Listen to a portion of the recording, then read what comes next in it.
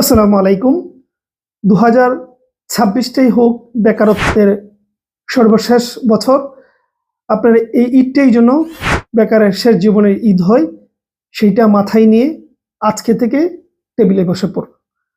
আজকে থেকে, আজকে বলতে আজকে, ঠিক আছে? আগামী কুরবানির ঈদের কথা বলছি না, পরবর্তী যে ঈদ উল ফিতর আসবে সেই ঈদ উল ফিতরের জন্য আপনার একটা ভিজিটিং কার্ড থাকে আপনার নামে, সেইভাবে নিজেকে তৈরি করুন এবং একটা বছর এনাফ টাইম নিজেকে তৈরি করার জন্য।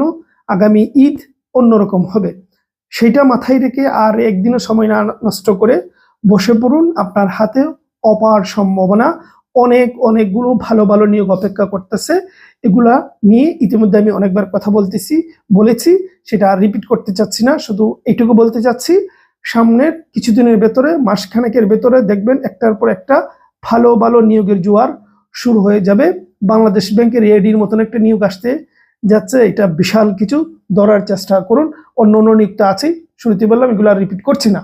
সবকিছু মিলিয়ে টেবিলে বসে পড়ুন, যে এটা আমার জীবনের শেষ সুযোগ, শেষ সম্ভাবনা, এটা আমাকে ধরতেই হবে। মানুষ চাইলে পারে না এমন কিছু নেই, মানুষ চাওয়ার মতন চাই না। আপনার পিঠ দেয়ালে ঠেকে গেছে, এইটা মনে করে নেমে পড়ুন যে আপনার হাতে আর কোনো অপশন নেই। হয় বাঁচতে হবে, না হয় জিল্লুতির জীবন নিয়ে সবার মাঝে মানে উপেক্ষিত একটা লাইফ নিয়ে বসবাস করতে হবে, দুটোর একটা। সুতরাং আপনার হাতে অপশন একেবারে কম, সেটা মাথায় রেখে আল্লাহর নাম নিয়ে বসে পড়ুন।